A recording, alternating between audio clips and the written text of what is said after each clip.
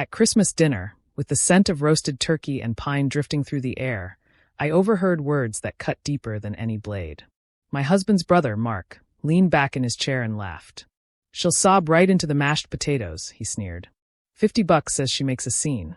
David, my husband, chuckled like it was the funniest thing he'd heard all season. "Easy money. She's too weak to do anything else." I stood frozen in the kitchen doorway, clutching the gravy boat, my chest tightening. I don't think they realized how clearly their voices carried. Maybe they didn't care. Maybe they were that confident I'd remain the meek, silent wife who never fought back.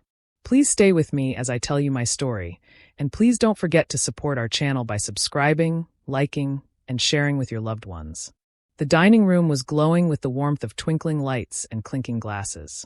The table was beautiful, crystal goblets, polished silver, the roasted turkey right in the center. My parents, my in-laws, and my younger sister, Lila, were all seated, laughing as they passed plates of mashed potatoes and cranberry sauce. David sat at the head of the table, raising his voice just enough to command attention, spinning another one of his stories that painted him as the golden husband, the perfect provider. No one would have guessed that the man holding court was about to humiliate me in front of everyone. I moved quietly around the table, topping off water glasses, smiling politely, nodding in the right places. Inside, my mind wasn't on the chatter, but on the words I'd overheard just minutes before. My heart pounded, but not with fear. It was something else. Anticipation, control, the quiet knowledge that tonight would not go the way David thought it would. From across the table, Lila's eyes met mine. There was a question in her gaze, like she could sense something beneath my calm. She raised a brow, silently asking if I was all right. I gave the smallest shake of my head, forcing a soft smile to reassure her. She didn't need to know, not yet. No one did. The performance had to be perfect, and I had rehearsed it for weeks. David caught my glance as he lifted his wine glass. For a split second, there was a glimmer of pity in his eyes, mixed with something else, anticipation. He thought he had already won. To him, I was still the fragile wife, the one who would crumble under pressure, the one who could be broken in front of a crowd for his own satisfaction. His smirk was almost unnoticeable to anyone else, but to me, it screamed arrogance. I lowered myself into my chair, my hands steady, my face composed. Underneath the table, resting against my legs, sat an elegantly wrapped box tied with silver ribbon. No one noticed it. No one questioned why I'd brought an extra gift to the table. My heart beat against my ribs, but outwardly I was serene. Let him smirk. Let Mark make his bets. They thought I was weak. They thought I was too afraid to ever fight back. But the truth sat inside that box, waiting for the moment when I would slide it across the floor and watch everything David had built come crashing down. Tonight wasn't going to be the scene they expected. Tonight was going to be mine. I felt a cold clarity settle in me that day. Instead of shouting or begging for answers, I began to act with purpose. I stopped depending on David for small things and quietly learned the parts of our life he had kept to himself. I read through old mail, matched names to accounts, and made notes about bills and passwords. I opened a separate email and a small bank account in my own name so I could move money if I needed to. It made me feel steadier, like I had a little safety net I had built alone. I also changed how I moved through the house. I kept a small notebook in my bag and wrote even tiny details. Dates he left, calls that woke him up at night, times he said he was working and wasn't.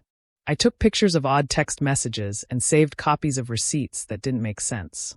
When he left a paper on the kitchen counter, I slipped a photo of it into my cloud folder. Little by little, I had a quiet file that belonged only to me. Outside the house, I started to reconnect with parts of myself I had ignored. I took an evening class at the community college and met people who had no idea about our life. I practiced saying short, firm sentences in front of the mirror. My voice grew stronger. I bought a new notebook and wrote plans for the next month. What to say if anyone tried to shame me, where to go if I needed help, who could hold my children for an afternoon. Planning made fear shrink. One night, I asked a neighbor to watch our driveway for a few hours while I ran errands. It felt odd to ask for help, but the neighbor agreed without question, bringing a casserole and some calm. I found a lawyer who agreed to meet for a quick consult and gave me a list of documents to gather. I kept that meeting to myself. I learned when to keep things private and when to act. I also watched David more closely, not to spy out of spite, but to understand what I was facing. I learned his routines, the way he hid small things, and the people he trusted. Knowing his rhythm helped me avoid mistakes. I practiced being ordinary around him during the day, so he would not suspect the changes I was making. At night, I would sit with a cup of tea and read articles about money, and write until the words felt familiar. There were small victories that mattered. I found an old policy in a drawer that named me as a beneficiary. I discovered a tenancy agreement with my name on it. These proofs were quiet, not showy, but they mattered because they belonged to me. I made copies and stored them in 3 places: a safe at my sister's house, the cloud account, and a locked drawer. All of this happened slowly, like building a house 1 brick at a time. I did not rage or break things. I learned to move like water, soft, patient, and persistent. Each small step made me more certain I could change what came next. By the time December rolled near, I knew I would not be caught off guard again. I had created options, protection, and a plan that no one in that dining room could guess. I learned how to wear a mask so well that even David believed it. I let him think I needed him for things I had already figured out. I pretended confusion when bills arrived, asked simple questions about numbers, and let him explain as if he were teaching a child. Each time he corrected me, his pride grew. He saw weakness where there was calculation, and he lowered his guard without realizing it. Papers that had once been locked away now sat carelessly on the coffee table. His phone, once hidden, rang in plain sight. I kept my reactions dull and uninterested, hiding the fire that burned inside me. The more he underestimated me, the more careless he became. He left open tabs on his laptop, printed slips on the counter, and even tossed away receipts without shredding them. To him, I was invisible, a woman too timid to notice. To me, these small oversights were windows. I used my phone when he wasn't looking, snapping pictures, filing them into secret folders that only I could reach. One evening, when his words slurred from drink, I spoke in a voice just fragile enough to stir his ego. I told him I worried about my future if anything ever happened to him. He laughed it off, patting my hand like I was a child. To ease my so-called fears, he scribbled a note on a scrap of paper. It was careless, a gesture he thought meaningless. But I tucked it away like treasure. That piece of paper held more power than he ever imagined. I became skilled at moving silently, gathering bits of truth he left behind. Phone calls he made late at night became recordings I saved. Laughter he shared with his brother at my expense became proof of his cruelty. Every careless word he thought vanished into the air was stored somewhere only I could reach. I was patient, steady, and unnoticed, but I was also building something solid. Each detail I captured became part of a hidden collection. I never told him when I understood the numbers on his bank slips or when I noticed the extra withdrawals. I never mentioned the pattern of his absences or the times his explanations clashed. I let him believe I was still that woman who avoided conflict, the one who needed direction. He smiled when he thought I depended on him. He never saw the strength in silence. By the time weeks had passed, I had created a record of his own actions, documents, images, recordings, all stored safely where no one could touch them. He thought control was his. He thought I was too soft to ever resist. What he didn't know was that his arrogance was handing me every tool I would need. I wasn't rushing. I wasn't breaking. I was preparing, and he would never see it coming. When the news of Uncle Arthur's passing reached me, it came with an unexpected gift. He had lived a quiet life, never married, rarely visited, but he had always shown me kindness in small ways. No one imagined he had built anything worth leaving behind, but his will told a different story. I was named the sole heir of his savings, and the owner of an old apartment building he had maintained for years without debt. The amount shocked everyone, but it stunned David the most. He tried to mask his surprise with enthusiasm, but I saw the hunger in his eyes. He spoke quickly, already mapping out what he thought should be done.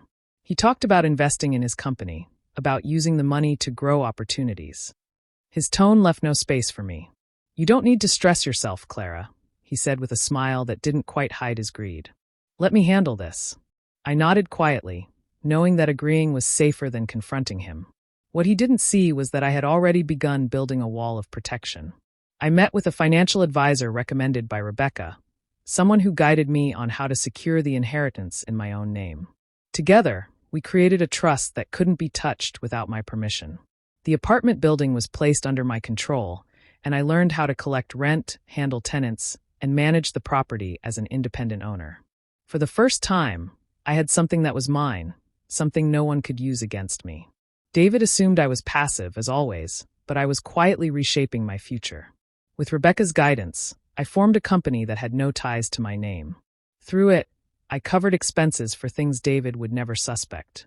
It became the shield behind which I worked without interruption.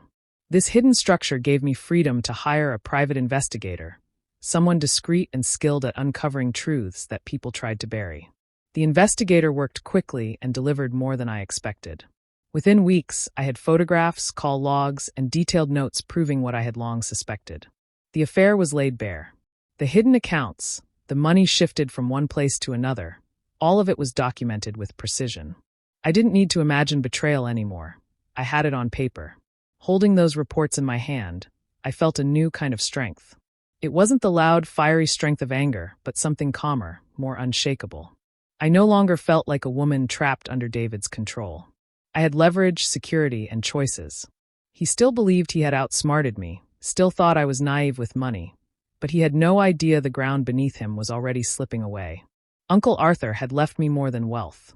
He had given me a chance to stand on my own feet. And with every step I took in secret, I knew I was moving closer to the moment when David would finally realize how much he had underestimated me. I sat at the desk one quiet evening, going through emails, when I found the message that ended every last doubt. It wasn't hidden or coded. It was right there, plain and cruel. David had written to his brother about what he planned to do on Christmas. He bragged about serving me divorce papers at the dinner table, in front of my family. He even laughed in his words, saying I would be too embarrassed to challenge him. Reading it, I felt no more fear, only a deep, steady calm. He thought humiliation would silence me, but he had no idea what I had already built against him. The very next morning, I met Rebecca. We sat together, and for the first time, I felt the weight lift off my chest. We filed the petition before David could make his move. Our papers told the full story: infidelity, secret accounts, the cruelty I had endured behind closed doors. We included everything: receipts, recordings, the note he had once written without thought. Rebecca's work ensured the judge would see not just a broken marriage, but a trail of deceit. By that afternoon, the court had placed restrictions on the accounts David thought only he controlled. For the first time, he wasn't the one with the upper hand. After leaving the courthouse, I walked through the city with a strange peace. The cold air stung my face, but inside I was warm with certainty. It was no longer about revenge, it was about freedom. I didn't need to scream or fight. I just needed to finish the steps I had started months ago. The night before Christmas Eve, I sat in the living room with wrapping paper spread across the table. While others prepared gifts of sweaters and toys, I prepared something heavier. Into a polished box, I placed copies of the court filings, the photographs, and the bank documents. On top, I laid the slip of paper he had signed when he thought he was mocking my fears. Every detail was in order, neat and undeniable. The weight of that box was more than paper. It carried the truth of who he really was. I tied it with silver ribbon, making it shine as though it were any other festive gift. From the outside, no one would suspect what was inside. I set it beside the tree, its bough catching the glow of the lights. Looking at it, I felt a quiet satisfaction. He thought he would control the story, but tomorrow the truth would sit in his hands, dressed in glittering paper he would never forget. It was the moment where there was no turning back. He had planned to watch me crumble, but instead, I was ready to watch his mask fall apart. Christmas dinner would not be his stage. It would be mine. Christmas morning felt strangely still. The air outside was sharp, yet inside the house warmth spread from the oven as I set out trays of food. Every dish was arranged with care, every decoration in its place. My movements were steady, almost practiced, as if I had rehearsed this day 100 times. Nothing about me hinted at the storm waiting to break. When David passed through the kitchen, his smile carried a smugness he couldn't hide. He believed I was blind, that I still lived under his shadow. I answered with a calm smile, letting him think whatever pleased him. By midday, the house was alive with voices and footsteps. Relatives gathered, coats draped over chairs, children running with bright ribbons in their hands. I welcomed them warmly, pouring drinks, directing plates, laughing when expected. To everyone else, I was simply a gracious wife making Christmas beautiful for her family. To David, I must have looked like the perfect fool. His gaze followed me often, that crooked grin tugging at his lips, as though he were savoring a private joke. Dinner began without flaw. The table glowed with candles, and the clink of cutlery mixed with laughter. Plates filled and emptied as stories circled the room. At one point, David launched into a tale about my early attempts at cooking, drawing chuckles from a few who shifted uncomfortably. His words were sharp beneath the laughter, meant to cut me down with subtle mockery. I simply smiled, nodding as though amused, and quietly passed the casserole dish across the table. Inside, I felt nothing, no sting, no anger, just a steady patience. The silver box rested close by, its shimmer catching the corner of my eye each time I shifted. Its weight was a silent reminder, grounding me as the minutes ticked forward. I could almost feel the tension humming beneath the polished tablecloth, invisible to everyone else, but as clear to me as the flicker of the candles. When the plates were cleared and desserts enjoyed, a hush of contentment settled over the room. It was then that David rose, glass in hand, tapping it gently until all eyes turned toward him. His voice, smooth and rehearsed, filled the room. "I have a special Christmas gift for my wife," he said, drawing out the words as though this were a moment of affection. His eyes glittered with triumph as he reached into his jacket. From inside, he pulled a plain white envelope, sliding it down the table toward me. The gesture was deliberate, bold. "Merry Christmas, Clara," he added with a sweetness that didn't belong to him. Gasps rose softly from the family, curiosity flickering across their faces. He thought this was his grand finale, his perfect unveiling. I looked at the envelope resting before me, its sharp edges glowing under the lights. My hands did not tremble. Around us, the room seemed to hold its breath. He believed the stage was his, but he had no idea the play had only just begun. The room froze the moment I lifted the envelope. Every sound, the clinking of forks, the laughter of children, vanished. My mother's sharp gasp cut through the silence as all eyes focused on me. I slid a finger beneath the flap and opened it slowly, my movements calm, deliberate. Inside, I found exactly what I expected: divorce papers. My gaze moved across the lines, each word confirming David's betrayal. I didn't allow a single tremor to betray my thoughts. When I looked up, my voice was soft but steady. "Thank you, David," I said. Without hesitation, I picked up a pen lying on the table and signed my name neatly across the line. For a few moments, no one spoke. The atmosphere grew heavier, pressing against everyone in the room. David's smirk widened, convinced he had won. That was when I shifted in my chair and spoke again, louder this time, my words carrying clearly. "I have a gift for you, too." My hands reached for the silver-wrapped box resting by my chair. Its gleaming paper caught the candlelight as I slid it across the floor toward him. The scrape of the box against the wooden floor echoed like thunder in the silence.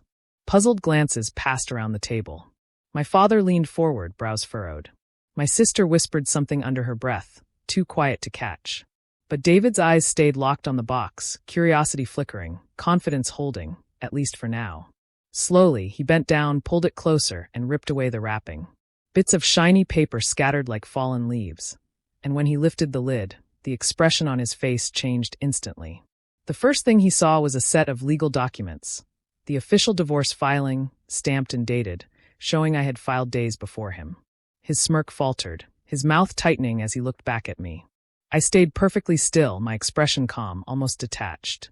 Then he pulled out the next layer. Photographs. His hand trembled as he shuffled through them. Images of him in another woman's arms, clear and undeniable. The whispers around the table grew louder, shock spreading like a wave through the family. He dug deeper, desperate now, pulling out bank statements and records of hidden transfers. Each page was another blow, exposing secrets he thought buried. His confident glow drained into pale horror, his fingers clumsy as they grasped at the evidence. His lips parted, searching for words, but nothing came out beyond a hoarse whisper. What is this?" I let the silence stretch before answering, my tone calm and final. "This," I said, my eyes steady on his, "is the consequence of your bet." My words settled over the room like cold steel.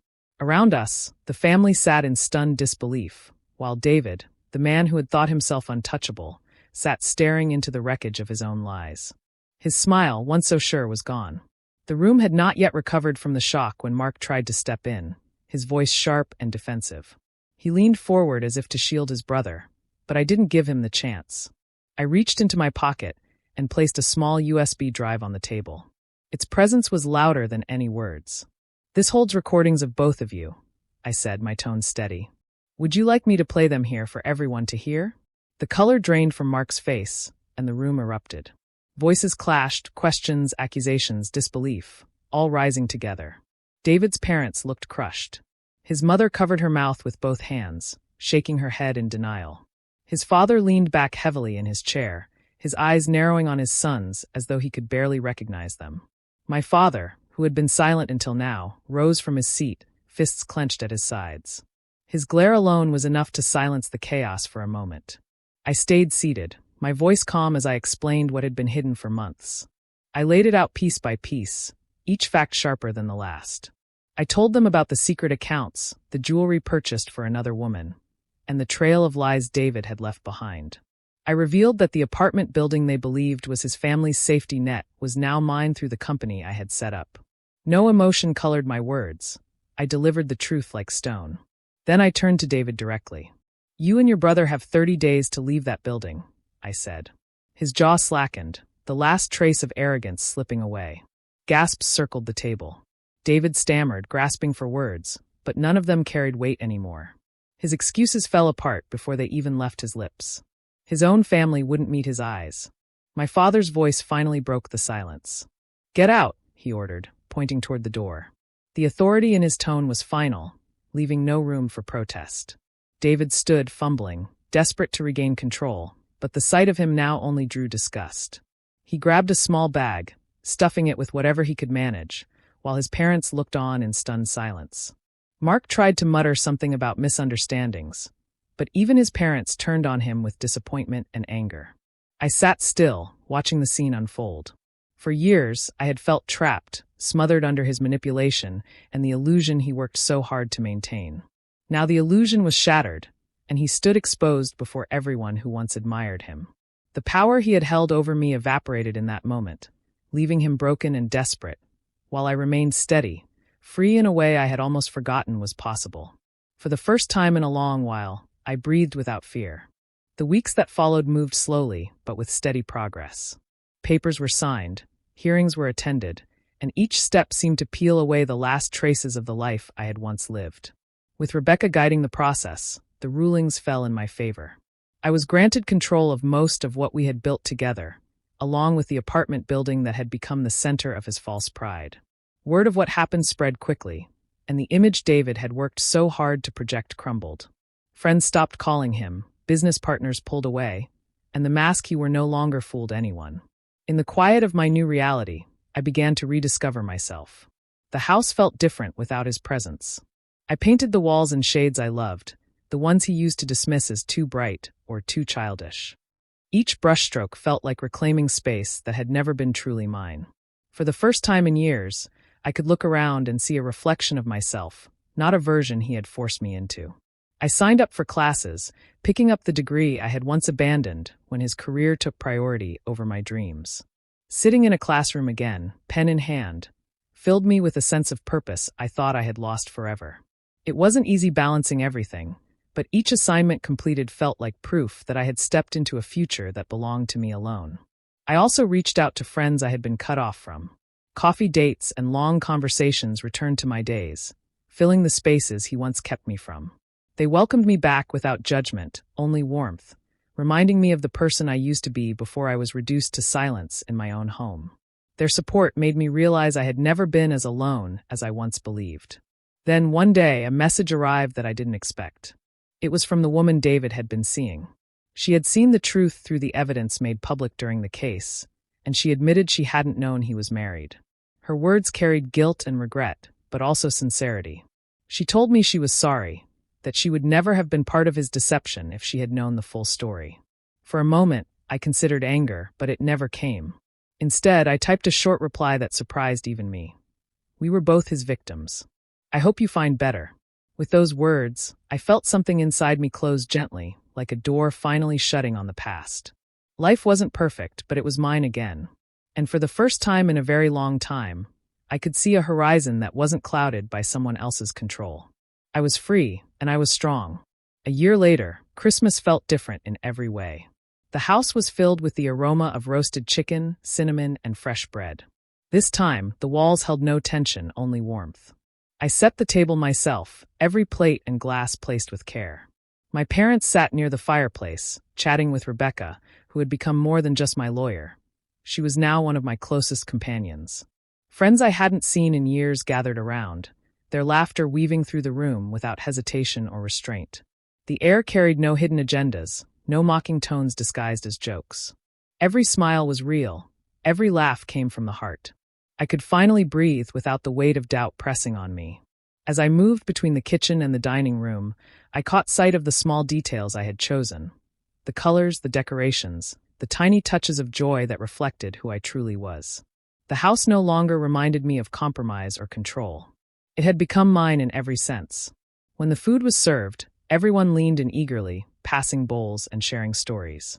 The warmth of genuine connection wrapped around me, stronger than any gift I had ever received.